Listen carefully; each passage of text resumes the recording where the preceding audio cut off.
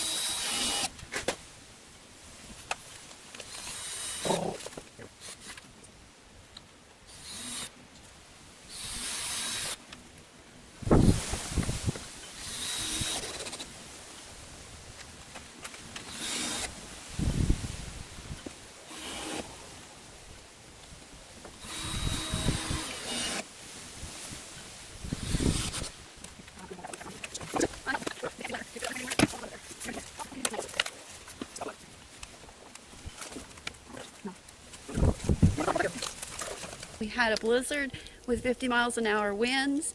Hopefully we can get maybe the front put on tomorrow. It's supposed to be 50s, but then again it's supposed to rain.